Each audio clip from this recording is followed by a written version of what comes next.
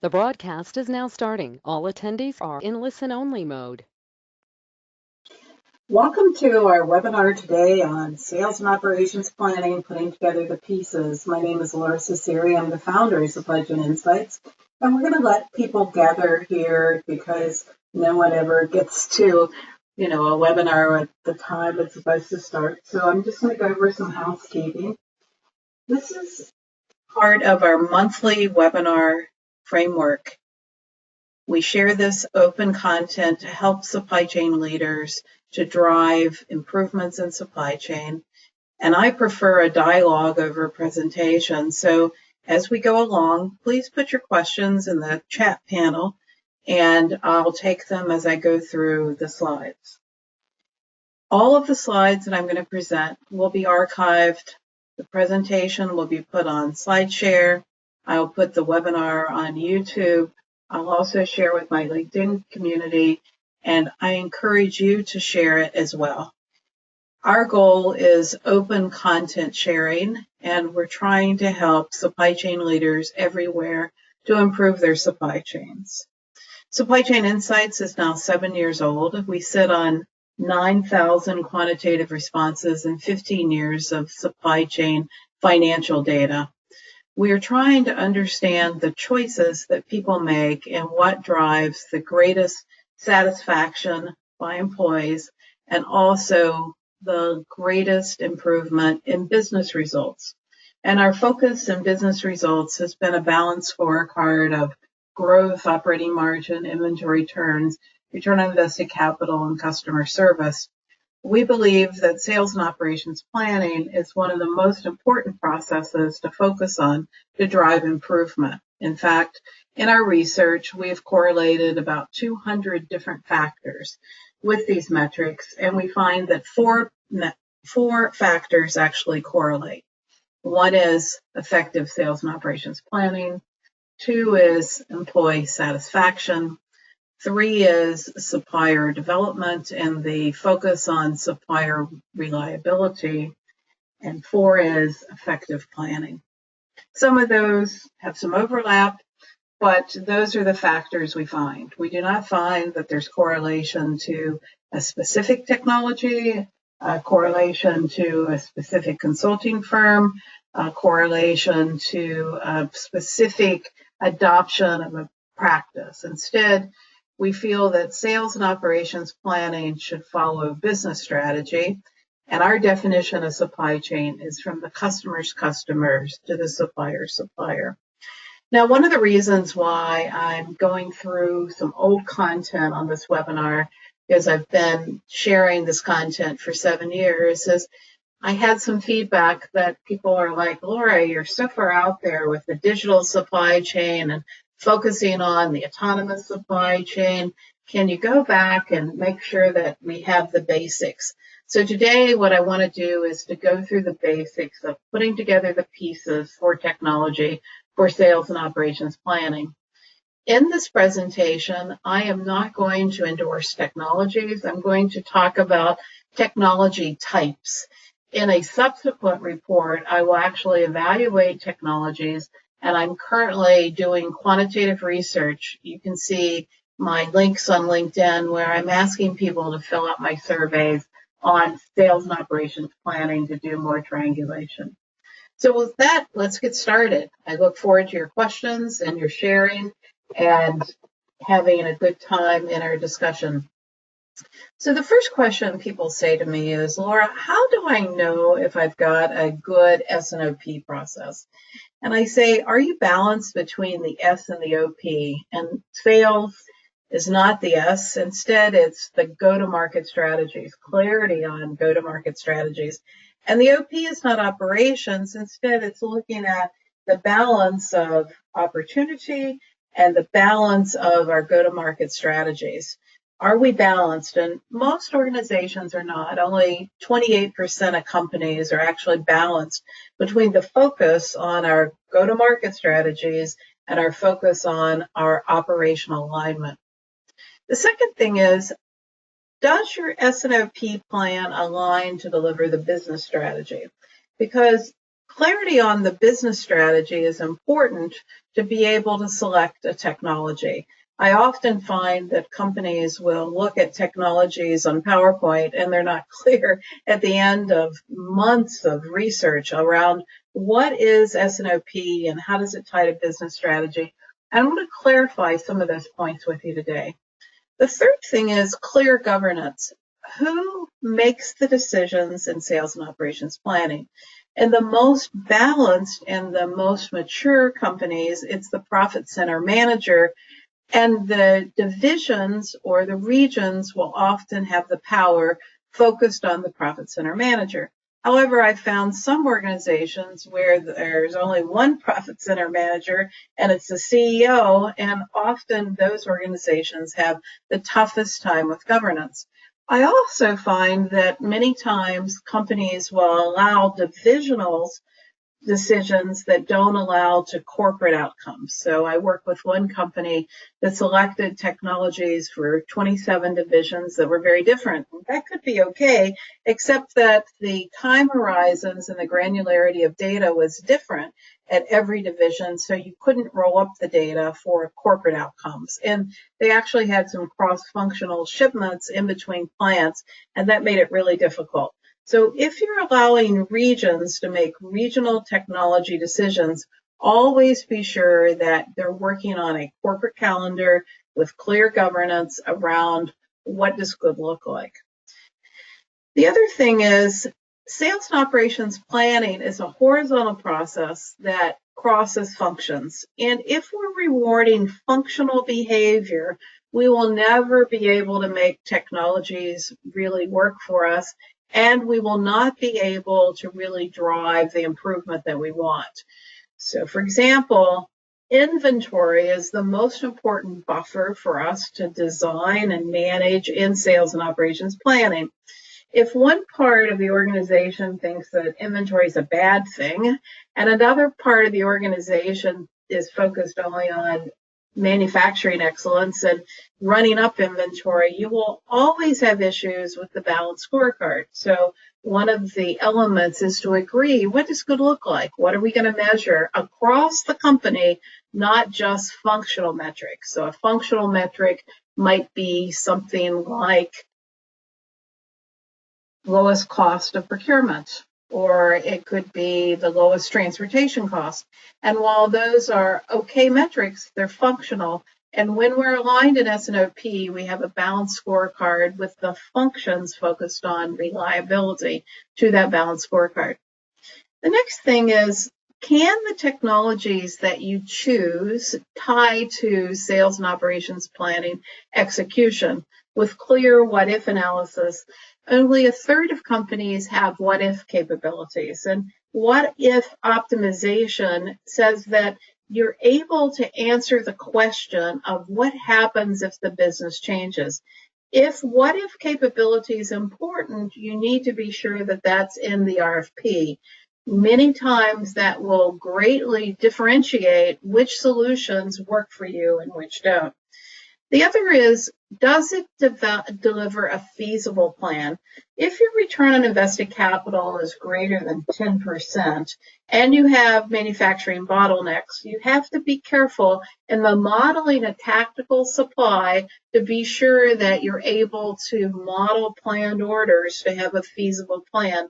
And that includes being very clear on what those bottlenecks are. And there are two types of solutions. They're material-centric and they're manufacturing-centric solutions.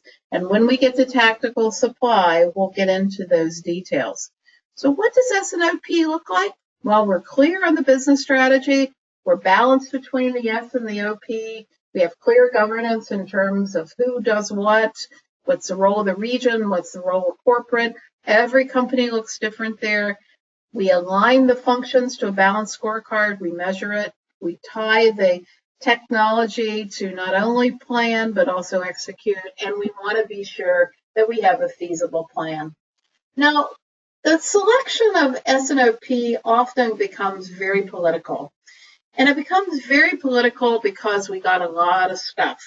And most companies have multiple ERP systems and multiple advanced planning systems. And there is a goal in many companies for IT standardization.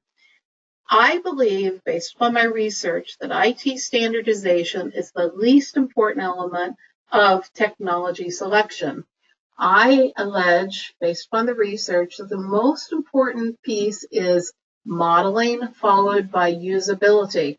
And when we're clear on modeling and usability and what's required, we have a much higher success rate in S&OP. When we focus on technology standardization and really following a pretty PowerPoint, we are not as effective on S&OP. The other issue is that many times companies are like, well, I can just model it in Excel. Well, guess what? 68% of planning happens in Excel, and most people cannot be effective in modeling sales and operations planning in Excel. The supply chain is a complex nonlinear system that requires the balancing of many, many factors. And so one of the things you want to do is select an S&OP tool that people like enough that they give away their Excel spreadsheets. One of my measurements of sales and operations planning effectiveness when I go in and work with companies is, are they using Excel? And I'm not talking about perhaps technology that is a modeling tool on top of Excel or a technology that has an Excel-like front end. That's not what I'm talking about. I'm talking about disparate Excel spreadsheets that are spread around the company and people use them. And we also see this with some of the evolution of tools like Anaplan, where Anaplan does not really have deep modeling capabilities, and while they attest that they're delivering the connected organization, often the building of those models will result in a disconnected world where everyone's working on a slightly different model without the ability to share. So let's start. S&OP should follow the business strategy. What are the right things to do to increase corporate value? And what are the right ways for me to make trade-offs to support the business strategy? If growth is important, I need to be outside in measuring what's happening in the market. If I'm going to be lowest cost, then I need to really focus on lowest cost. And I've got to be able to think about demand to maximize channel demand or consumption demand, build demand networks, and deliver demand as a stream of data to translate demand, not integrate, to supply. Now, the difference between translation versus integration is when I'm translating, I'm looking at the harmonization and synchronization of data so that perhaps I model the ship to and more advanced S&OP, but I can synchronize to a ship from. Secondly, how do I rationalize product portfolios and bring in higher level sales and operations planning thinking with the integration of new product launch? Often people will do S&OP work in the middle stage gates of product development to be able to look at design of products and to be able to look at new product launch and sales and operations planning. And sales and operations planning follows very closely with the design of the network to be able to drive the right answers and building supply networks.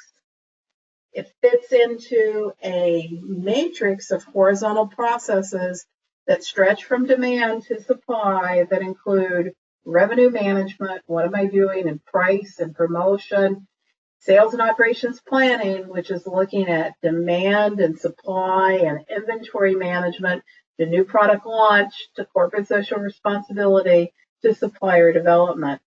In this management of horizontal processes, then I'm looking at the world of a horizontal process that allows me to stretch across the organization.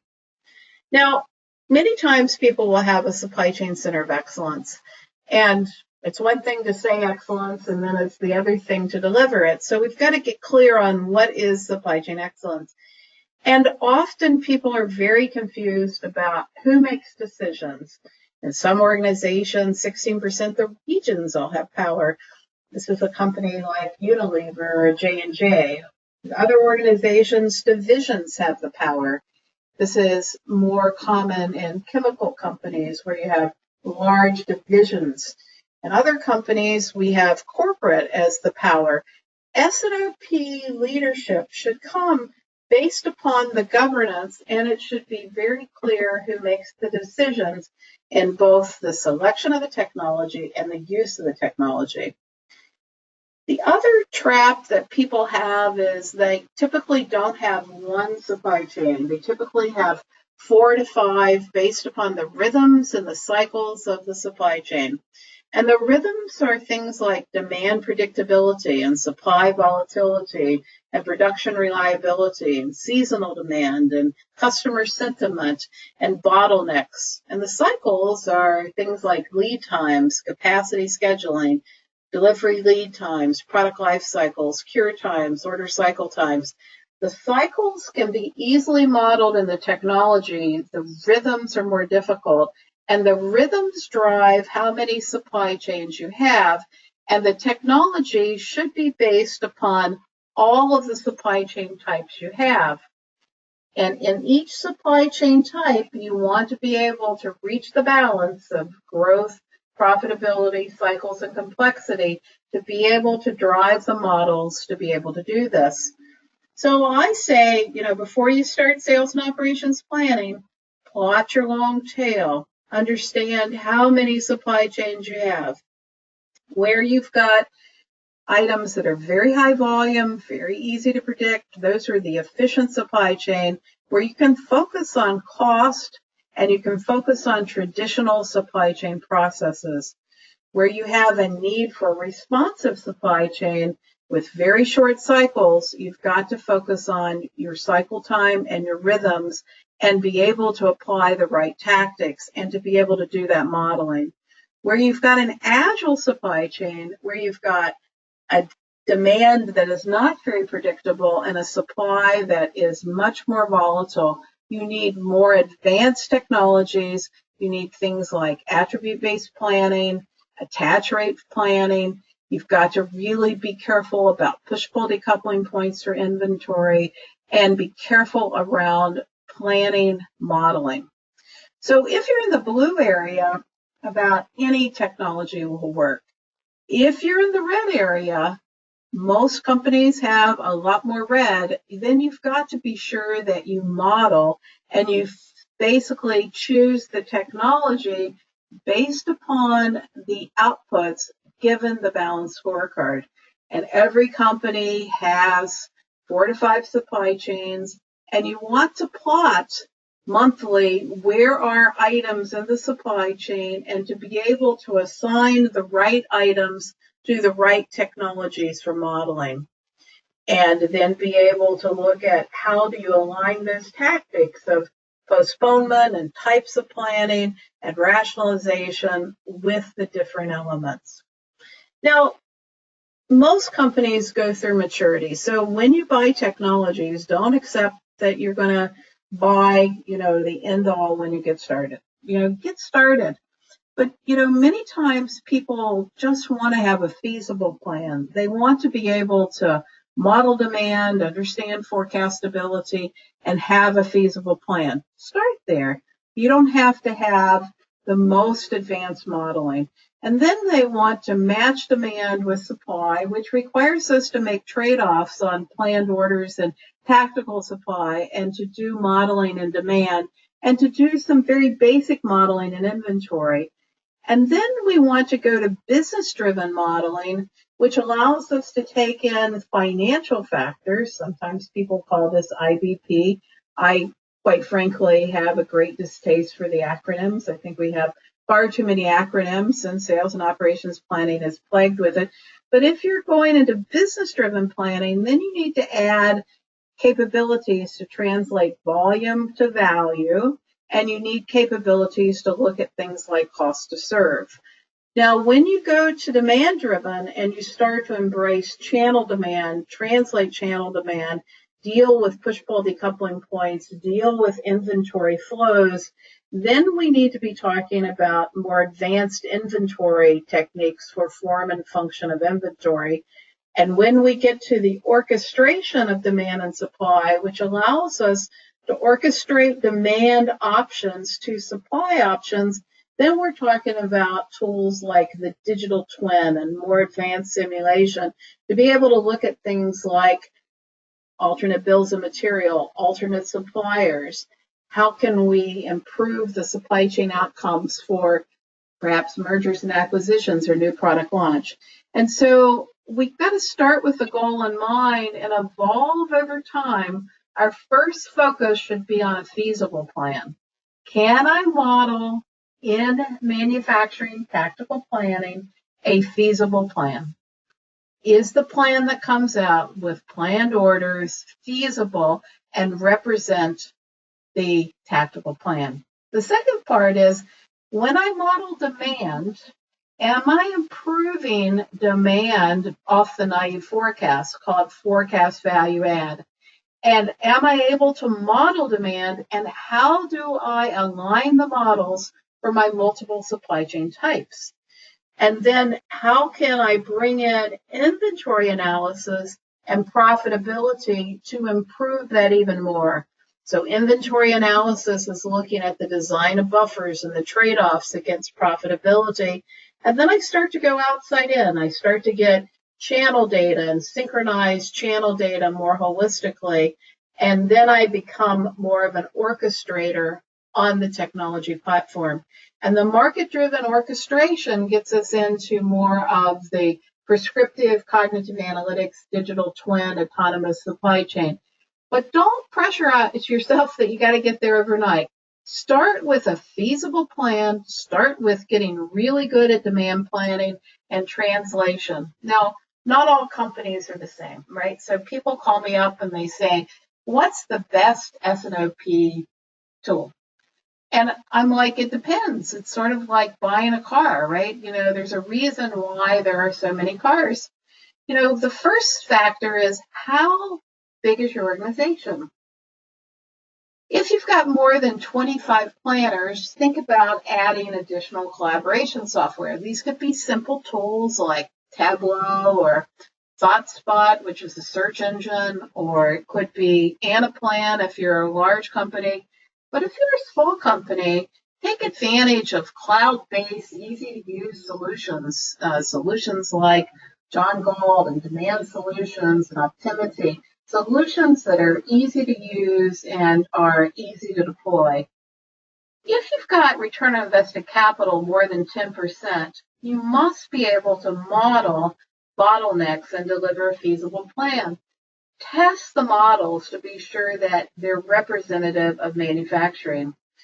If your error is greater than 40%, there needs to be inclusion of optimization, not just for safety stock, but for form and function of inventory to be able to utilize inventory as a buffer. I was teaching at a university the other day, and someone raised their hand and said, I thought with lean processes and supply chain excellence that we don't want inventory.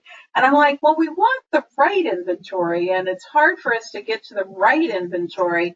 But inventory is our most important buffer today because most companies have used up their manufacturing buffer because of very high return on invested capital.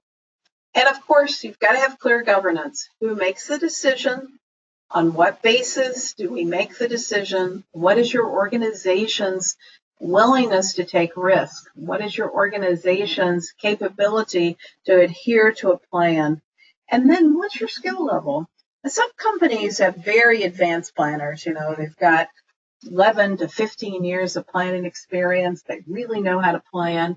And other organizations, have somebody that's just come out of school, or perhaps they have somebody that's turning over the job every 2 years. And so usability is a really key factor. What should you take away from this slide? There's no one solution. Really think hard about your organization and where the system's going to be used. And if you have multiple technologies, that's okay, as long as they work on the same cadence, of the calendar and the discipline of planning in terms of what good looks like. So when we think about planning, we have strategic planning, which is plan by design. That is not what we're talking about here. Designing the network improves sales and operations planning. But here we're talking about tactical planning. This is the period from the slush period as defined in the APICS model to the tactical trade-off period to be able to look at how can I build a feasible plan. How can I make trade-offs in that feasible plan of when I'm buying materials, making choices of where to source? And it should not be confused with the executional time horizon where I'm in that slush period when I'm actually receiving orders. Now, the other day I was given a speech and somebody raised their hand and said, Laura, do we really need to do all this planning stuff with the Internet of Things? Don't we just do away with planning? And I laughed. I'm like, absolutely not. If we are just focused on replenishment and reactive replenishment, we lose a lot of ability for us to buy the right products, to set up the right design, and we become very reactive. We become very nervous, and we lose a lot of opportunities. So here we're going to focus on tactical planning. Let's start with demand. I want you to think about demand as a river. Demand is the river that flows through the value network, and where we choose to take the time phase snapshot and what is conventionally called demand planning is our choice. It could be upstream in the demand, it could be downstream. And material-centric companies, they'll often take the snapshot of demand closer to material buying. And customer-centric supply chains for consumer products, they'll take the time phase snapshot focused on the channel. However, we're hardwired for supply. When I teach, one of the things I do is I ask people to draw a supply chain. 99% of people that pick up a pen draw a supplier first. Very few companies understand demand. Things like how do you measure error? What is forecastability? What is forecast value add? How do I define hierarchies? Before you get started with S&OP, education is really important about demand. And I recommend that companies map the river. This is an example of a design thinking session that I did with a company where we mapped the river for the tributaries. We looked at what were our issues in the river of demand. In this particular issue, they are very heavily asset constrained. They had 22 million unforecasted cases, all those Excel spreadsheets of trade promotions and special packs that never were translated in the S&OP process. And then they had a lot of phase in and phase out inventory, which really needed to be an attribute-based planning model, and they had a lot of intermittent demand. So I recommend that you map the river of demand to understand what it looks like for you and what it looks like on the long tail. Now, most people don't do this. Most people jump right into buying technology off of a PowerPoint. And as a result, most people are not satisfied with their demand tools. They don't test the demand models. They ask questions that really show that they don't understand that we've got to align engines. Demand planning is all about the math. It's all about the engines. We want to have clean data, and we've got machine learning that's happening to clean up the data. Tools Group's doing a lot of work here. You see some evolution of JDA. Kinaxis is doing some work here. John Galt's doing some work here. That's all good stuff to clean up the data. But the engine and the ability of the engine to drive the output should be what drives your buying decision. And we mustn't forget about planning master data. So planning master data are things like, what are your locations? What are your cycle times? And managing planning master data is really critical because the engines work off of data and patterns in the data, master data, to be able to give a plan. And in your process, don't make the mistake of trying to get precise on imprecise numbers. Sometimes people will say, wow, I've got 50% error. Let's just go back and work the plan until I get it better. And I'm like, it might be 50% error. And if you've got higher error than 40%, we need to be talking about buffers and inventory and management the demand flows. So how do you make the selection? The first thing I want you to do is thinking about backcasting and testing the engines. Get 3 years of history to forecast a known value. So perhaps you're going to forecast 2018. Get the history for 2014 through 2017 or 2015 through 2017, whatever data you can get. Try to forecast the flows of the demand plan, your very efficient products, your responsive products, your agile products, and try to tweak the engines. Look at the definition of the hierarchies. Look at the definitions of the attributes to be able to predict known values like 2018. And then test different model options, whether they're attribute-based or attach rate or econometric modeling, which is looking at market-based modeling, things like housing starts and pricing and perhaps weather. Try all different models. Do this to test the models and work with a couple of vendors that you trust to be able to say, which of these technologies gives me the best outcome? And then align the engines with the type of demand. If you're a regional deployment like J&J, it may be that you're going to want to have a different tool in medical device and pharmaceutical because those engines are different. Just be sure that the discipline is there for the roll-up on a schedule and the roll-up based upon the corporate definitions, governance. Now let's think about supply. You must ensure that you can model a feasible plan based upon the bottlenecks. A tool like Kinaxis is very material-centric. A tool like JDA is very distribution-centric. A tool like OM Partners is very manufacturing-centric. Not all companies have the need for all three of these. And modeling is extremely important that you're clear on what you're modeling. The goal is to be able to produce planned orders to be able to be consumed by the material groups for aggregate buying and for finite capacity scheduling when we are able to fine-tune our plan. We want to be able to make the trade-offs in the tactical supply horizon to be able to do the right trade-offs to place the manufacturing load or the supply load on the right manufacturing facilities. And we must be able to be feasible.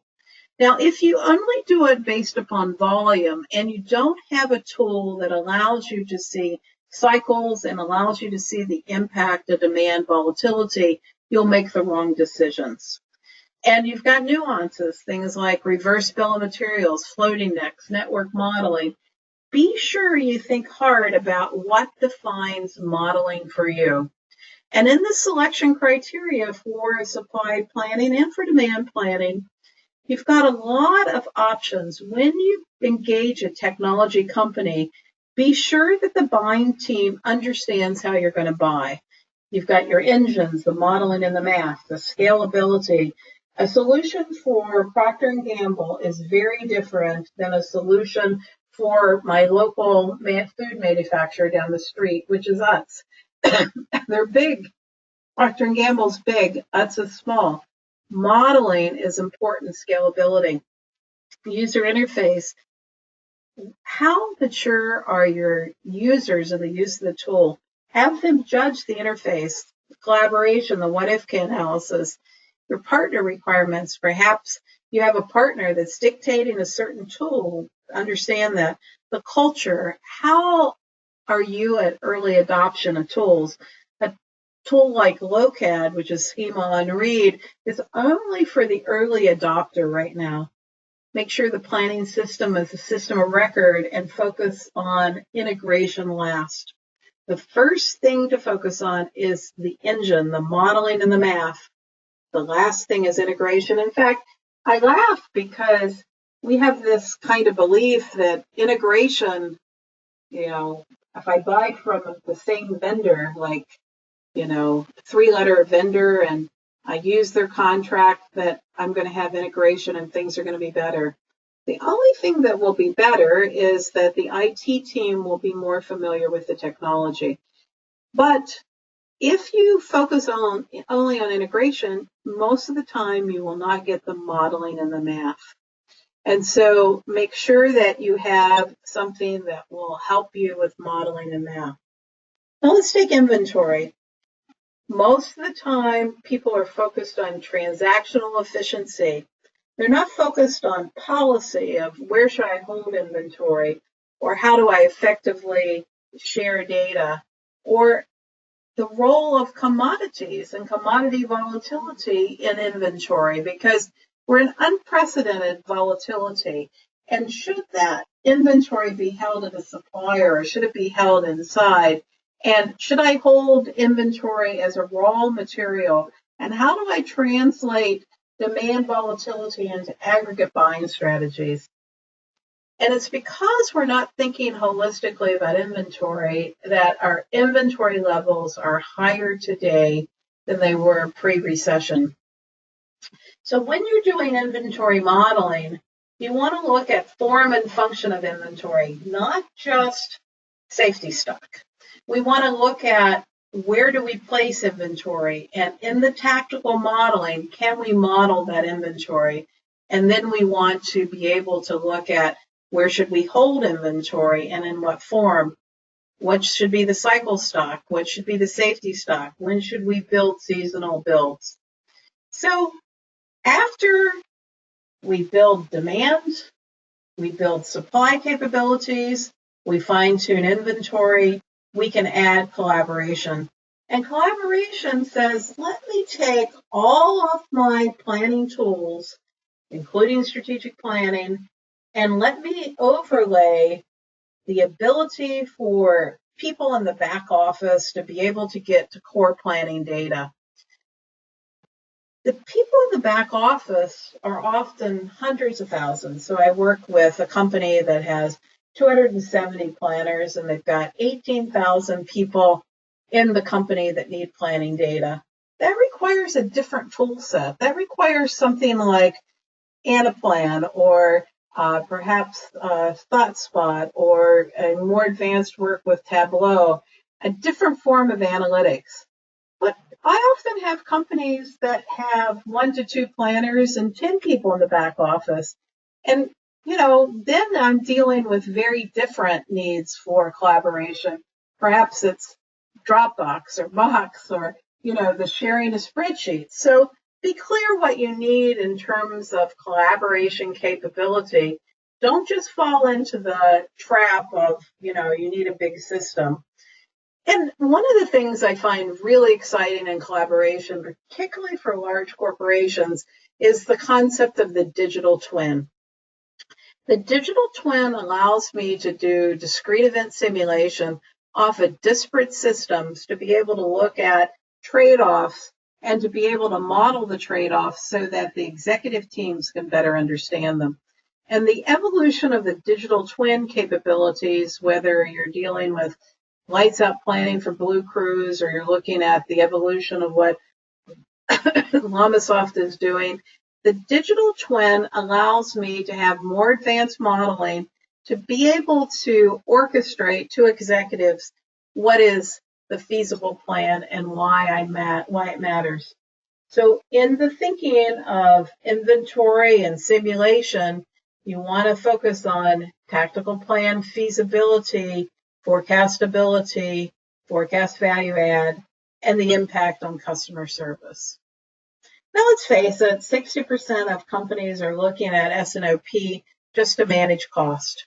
And one of the biggest issues that companies have in S&OP is functions don't get along very well. In fact, manufacturing and operations are not aligned. If you want to have the highest bias and error, ask sales what they're going to sell and take that as a demand plan. We went backwards in the 2001 to 2004 period when we focused on collaborative sales forecasting because we didn't hold the sales team accountable for bias and error. Likewise, manufacturing will often be very focused on cost. So the organization is not naturally aligned. And when we manage cost, we must manage costs like we're a decathlete. We've got to focus on total cost, and you've got to build the analytic systems that allow you to get to total cost and make trade-offs. In my benchmarking, I've never found a company with the lowest transportation cost, the lowest manufacturing cost, the lowest procurement cost having the lowest total cost, because it's like a decathlete. In a decathlon, the competitor wants to be second or third in the event to be best. And so the only way to do this is to be able to measure total cost. And it's a mistake to think that just because you have ERP, you can see total cost. You may need a system that allows you to see total cost. Well, let me take some questions now.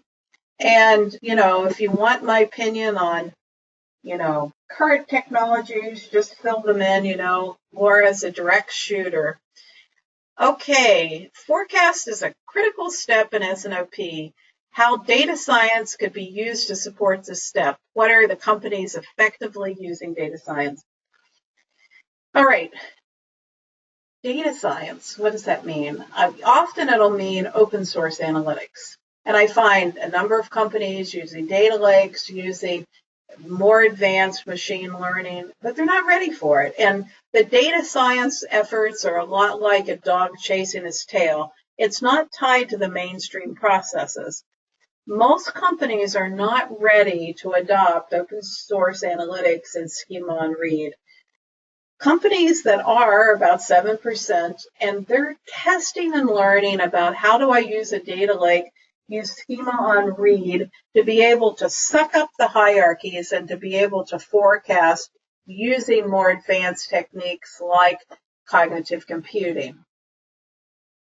Schema on read versus schema on write allows me more flexibility. Schema on write, which is the way normal or traditional planning processes always work, puts all the data in rows and columns in relational databases. Underneath almost every planning database is Oracle or Microsoft SQL or IBM or HANA. Those are relational databases.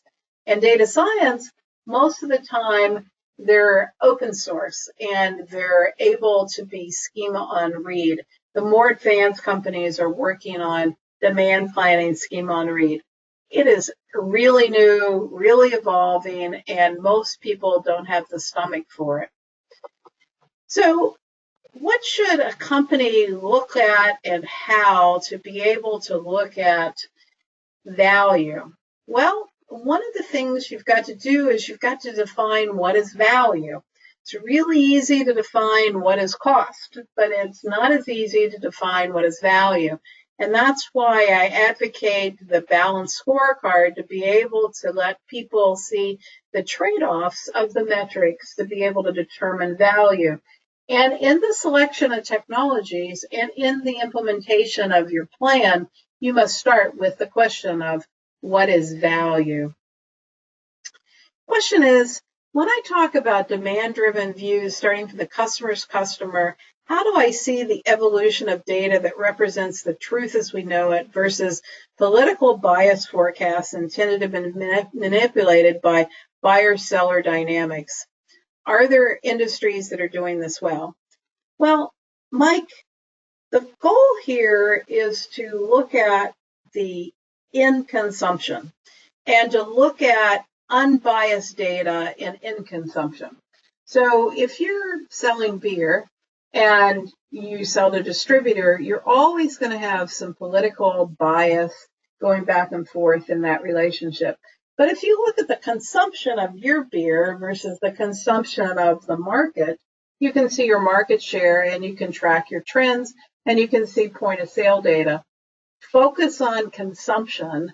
Don't focus necessarily on your downstream partners. And in fact, often people will assume that their downstream partners have good forecasts and they can just use them. I worked with a company the other day that had 33 retail forecasts, and only one of the forecasts was suitable to be used. So you want to test and learn with that and look at the forecast value add of the forecast of your partners. And really hold yourself accountable to forecast value add. What improves the forecast, and how do I move in that direction? How do we balance demand and supply in volatile times? This, Carlos is using the term VUCA, which I hate the term VUCA because, it sounds like something that happened after a bad party. But, in volatile times where I have very high demand error, I've got to be able to model, and I've got to be able to simulate, and I've got to be able to buffer. And so in the modeling, I've got to have clear expectations for what if analysis. I've got to be able to buffer inventory based upon demand error. And I've got to be able to design the supply chain to absorb demand and supply error. Demand error has increased over the last decade, as has supply volatility. And so the ability for the engines to be able to model is really, really essential. All right. Well, thank you for joining us today. We will be covering more of advanced techniques and planning at our Imagine conference, September 3rd through 6th. I handpicked all of the speakers for this conference. And we will be publishing an overview of specific technologies next month that actually goes through some of the research that we've been doing based upon reference calls, based upon interviewing the vendors. This is to give you a preview of the methodology and our mindset as you look at that report. And we've got a quantitative survey in the field. So thank you very much. Until next time, thanks for joining us today.